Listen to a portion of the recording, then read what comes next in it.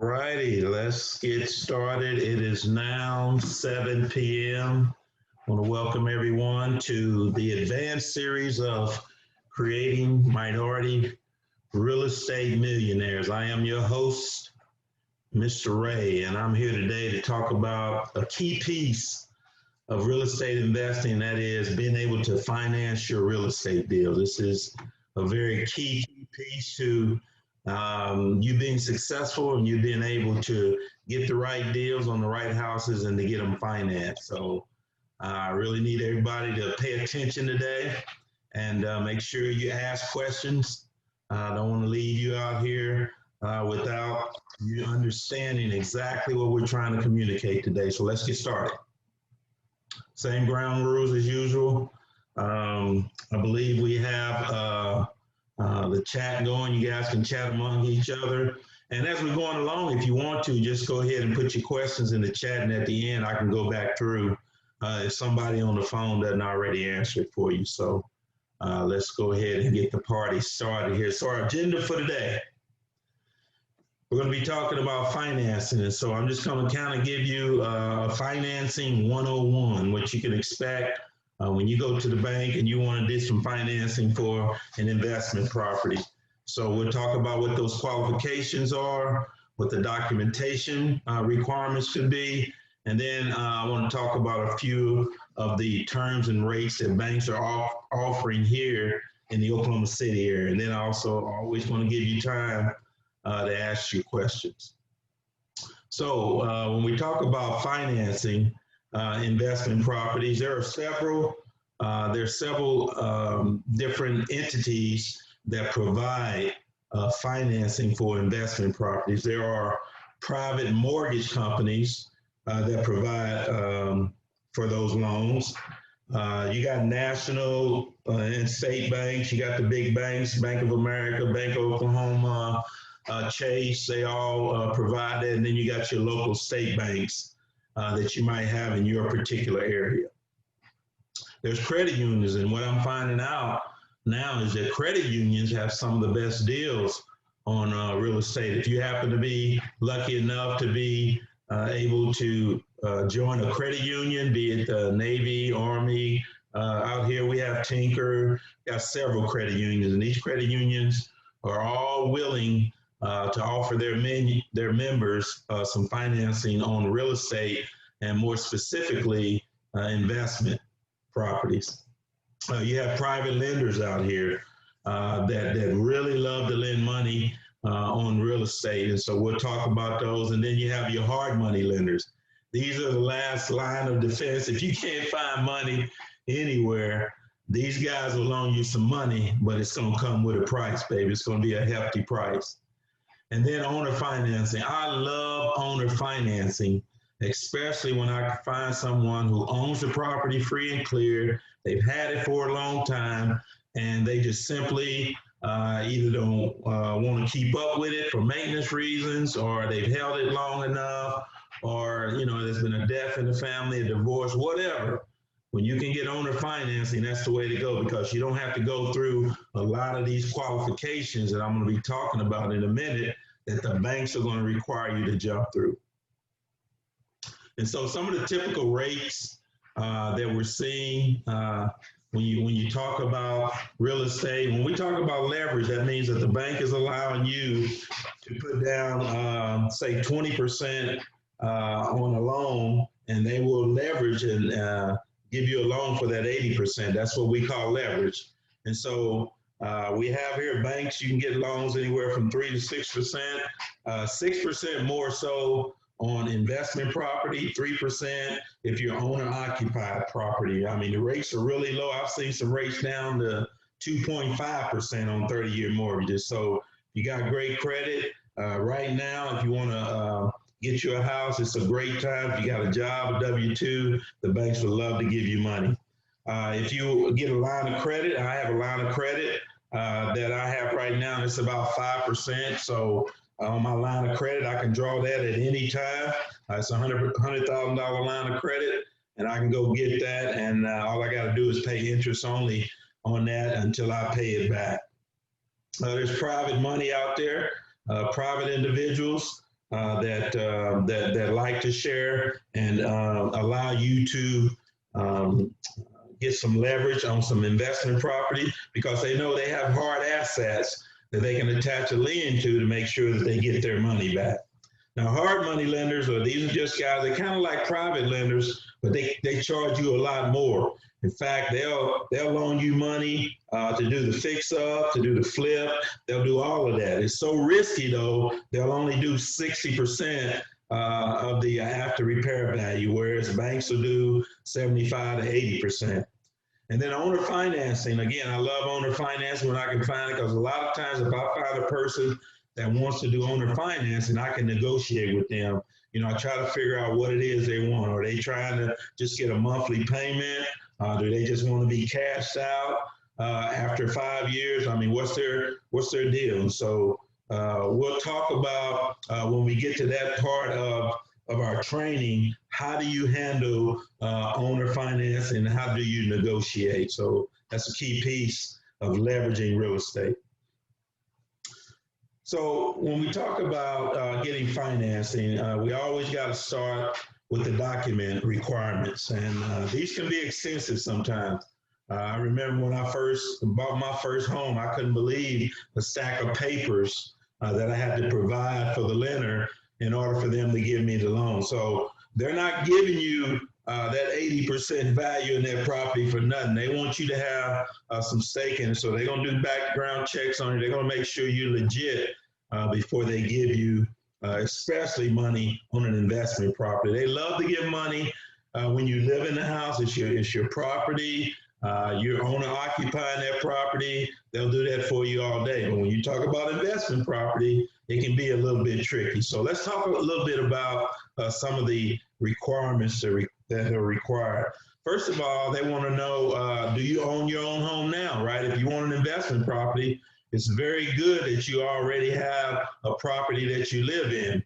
With them, they see you as lesser risk. If you're just coming in, first property you want to buy, you don't even own a home yet, but you want to buy investment property. So they really like to see you be a current homeowner already. Although, again, they'll give you the loan, but this is just some of the things that they're looking at.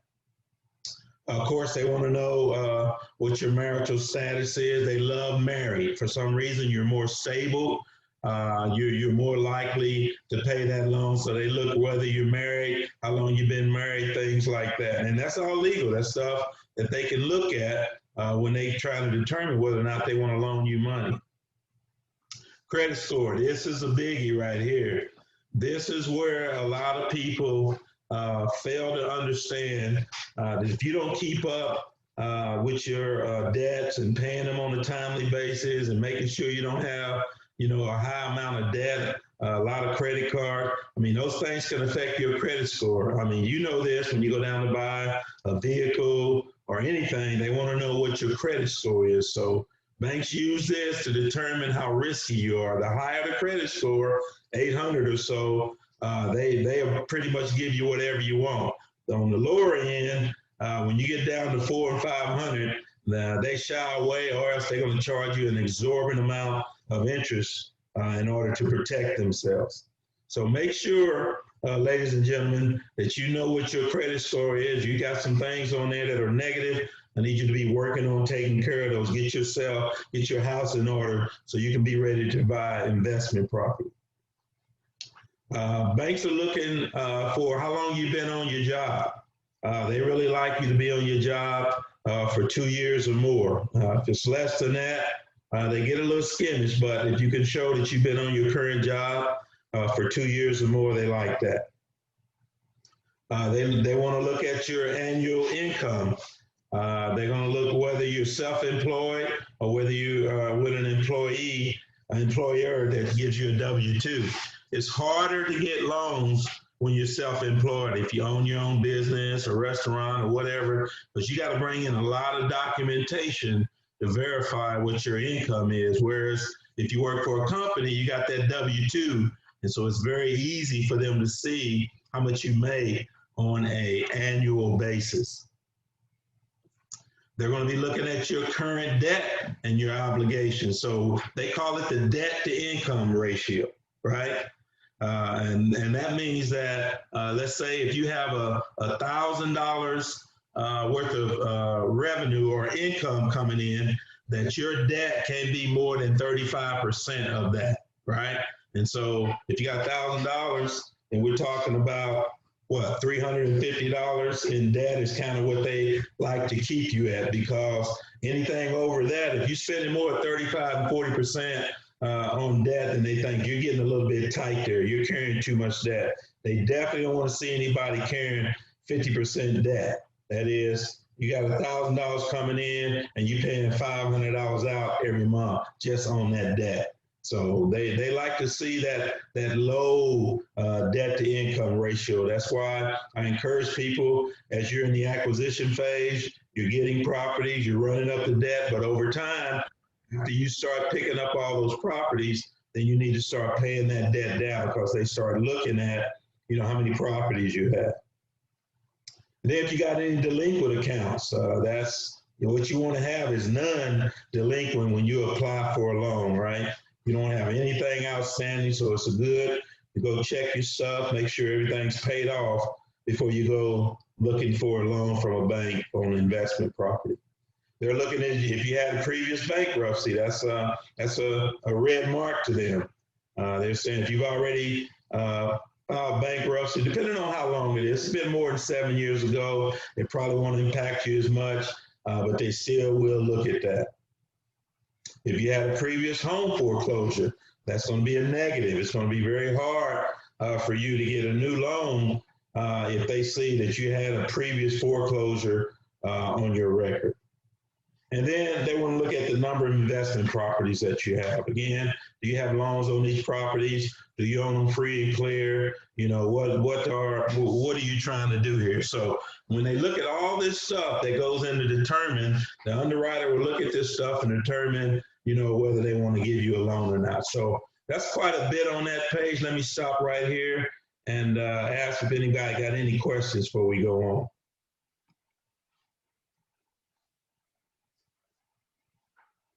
Okay.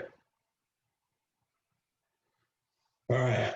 So when you talk about securing these loans, this is some of the things that the banks are going to be looking for. They're going to be looking for 2 years of federal and state taxes. So you file your taxes, you'll have to give them copies of 2 years of taxes. They're looking for 2 years of W-2 from your employer, or 1099s if you were getting those, if you were independent contractor, or again, if you are self-employed, you're going to have to figure out how you can show them the income that you're receiving. And then if you own current rental property, they're going to want to see what your current rent rolls are. That is, how much are you collecting on the properties that you currently have in your portfolio. And then they're going to be wanting to verify all your debt, all your credit cards, got automobile loans, got any other home loans. All that stuff is going to be included on the application whenever you apply for these loans. So again, this is documentation. This is it can be a daunting task sometimes to put all this stuff together if you don't already have it, right? So it's very, very good. I always like to make sure that I have, an income statement. I have a net worth statement. I keep all these, my taxes and all those things in one area that very quickly I can send that to a bank. And a lot of times the bank that I work with, they already have this information. So I only have to update it. Every year I get some new tax, I'll just go ahead and send it into the bank so they already have it. So when I come in to apply for a loan, I'm already ready to go. And that's why it's important, if you can, to build a good working relationship with some bankers in your area. Any questions? How often getting these doors, does it affect your credit? Like saying you got one 6 months ago and you decide to go get another one 3 months down the road. How does that affect your credit score? I'm sorry, I missed the first part of that. Well, I was saying basically with you collecting doors throughout the year, how does that affect your credit score with the bank that you're going through to get one 6 months? If I'm getting new properties? Yeah. Well, again, as you get properties, as long as you're adding in more income, it's not a detriment. But if you're getting properties, and they're not cash flowing, and you just continue to, it's going to start affecting your credit score, right? Number one, you're not going to be able to keep up with the payments on the ones that you have if you got negative cash flow on those properties. But as long as you got good cash flow, for me, what I've seen is they really don't care as long as that cash flow is more than what that debt is on that loan. Other questions?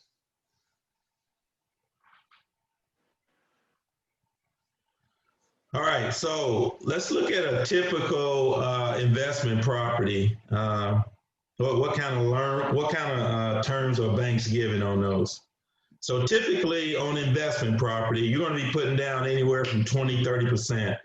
20% used to be the standard. I'm hearing a lot today. A lot of these banks now are wanting investors to put down 30%. So they're getting a little bit more risk averse with COVID and everything that's going on in the market. They want you to put a little bit more skin in the game. Interest rates, depending upon your credit score and the like, are running anywhere between 5 and 8%. Right now, I can get 5% on most of the stuff that I'm financing and refinancing with the bank that I'm working with. The terms are 10 to 20 years. It's hard to get 30-year loans on investment property anymore. You can get it all day on owner occupied. If you live in the property, they'll give you 30 years all day, but they like to accelerate those terms when you're talking about investment property. To them, it's a little bit more risky. And then the banks also, they like for you to have 6 months reserve. I always tell you guys 3 months. A lot of times I'm seeing these banks now, they're wanting 6 months in reserves. And then we already talked about that debt to income ratio. They like that around 35%, right? So if you got $7,000 coming in income every month, they don't want to see your maximum expenses on debt to be any more than $2,500. That would put you at the 35% interest rate. Any questions?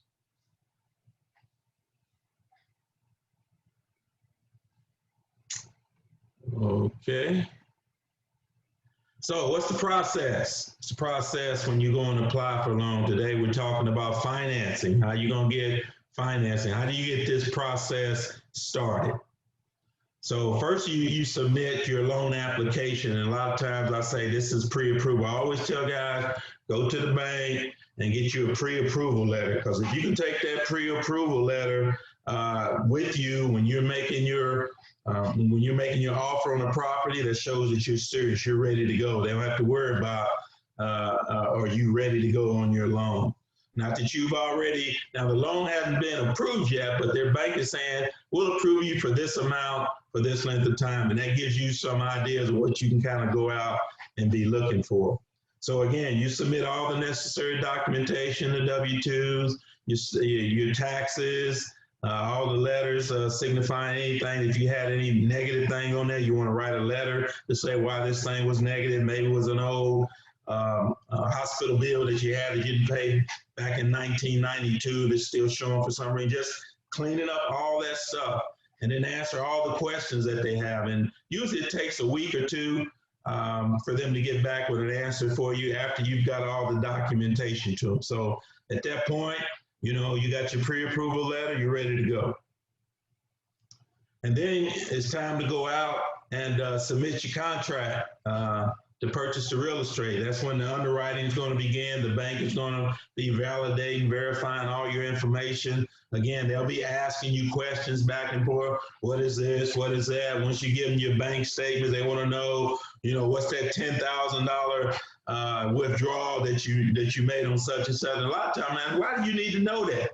Well, they have now said, you want money from us, we're going to need you to answer all these questions that we might have.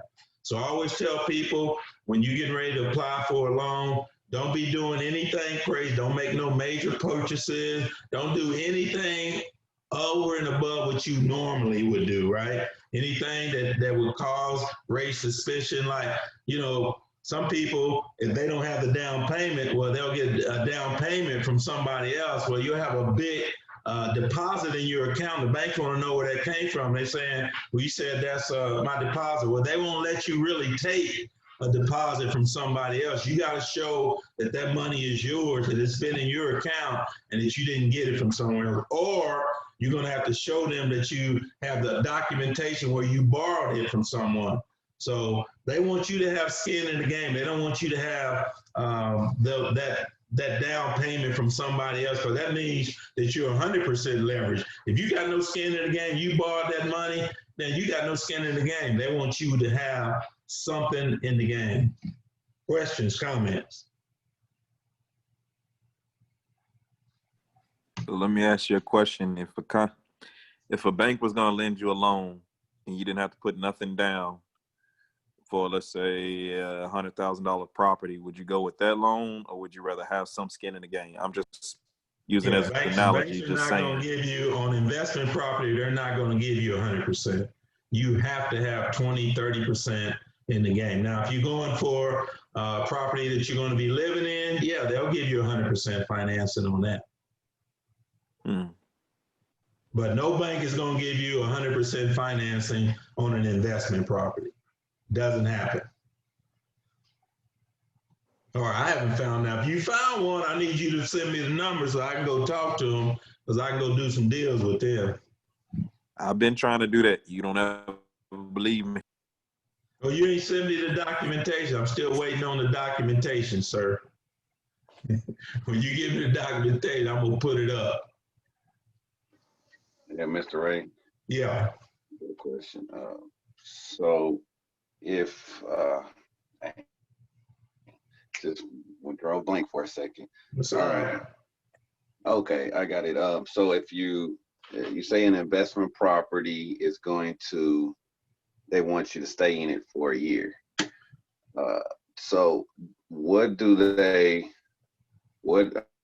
they going to be, you need to provide them with some documents that you're showing that you're there? Because if you have another property, you could be living over there. I mean, is it just, are they really cracking down on that? Or can you just have the property, say if it needs some rehab and you can't really put a tenant in there right immediately? What is there any kind of, how do they know you're even in there? I mean, I'm just curious about that. Okay, so it sounds like you're talking two different things. Let me see if I can clarify. So the bank is either going to give you a loan as a owner occupied, that means you're going to be living there, or they're going to give you the loan as an investment property, and that way they don't care whether you're living there. If you buy the property as an owner occupied, you have to live in it at least 1 year. If you buy it as an investment property, you don't ever have to live in it. So how can they verify if you're living there or not? I guess they could drive by. They can check the utilities to see if it's in your name or in somebody else's name. What I found out is that a lot of times, and I'll tell people this, I mean, if you sign a document, they make you sign a document swearing that if you're owner occupied, that you will be living in that house. And once you sign that document, it's a legally binding document. And if they find out you're not living in that home, they can call that loan immediately. Although I've never seen that happen. I've heard tell story that has happened to a guy, but only because he wasn't making the payments. Usually, if you're making the payments, they don't care. But you are taking a risk. If you sign an owner-occupied document, and it's an affidavit, and you swearing by law that you're going to live in that property, they can hold you accountable to that. Again, they can call the loan immediately due, and they can foreclose on it. Does that help? Yes. What other questions?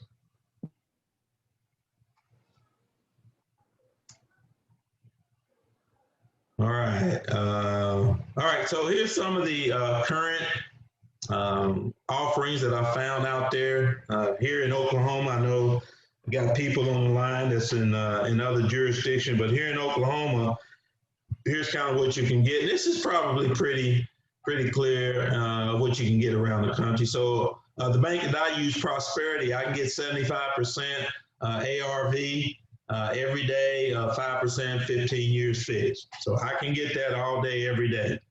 75% of the purchase price. You'll notice there, they won't do 75% of the ARV. They want to just do it off the purchase price. And for me, a lot of times that works against me because I'm buying these properties, you know, below value already, right?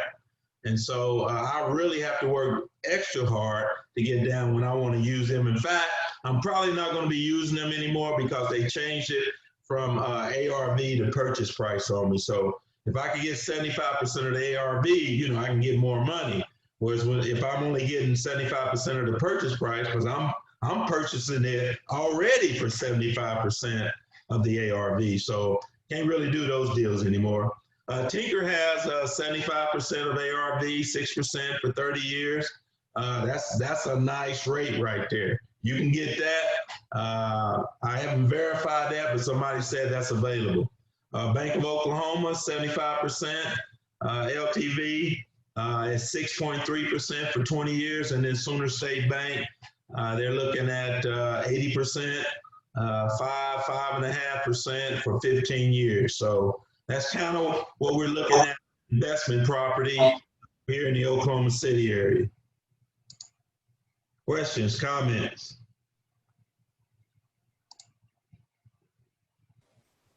Ray? Yes. How does the loan process differ for a purchase loan versus a refinance loan, or does it? It doesn't really differ. It's the same requirements. Okay. Now I got a little free time tomorrow, so I'm gonna go to both of my credit unions and I'm gonna ask them for documentation to show you what me and you discussed yesterday. Yeah, Don. So you tell them what you said your bank will do, and I said I don't, and that's why I want documentation. But go ahead and tell them what the bank said they'll do for you. Now, I called Tinker Federal and they said that they would do 70% of the ARV, and they'll give you 3.625 is what the interest rate will be for a 30-year loan, with going with a single family home with a credit score of 720. That's on investment property, right? Yes, the investment property. Okay. So Navy Federal stated that they only do 25%. They need 25% down for a $100,000 property is what I gave them to go off of. And if you want to use 1.5% points, meaning you're purchasing those points to lower your interest rate, you can get it low as 3%, but that's only for 15-year loan.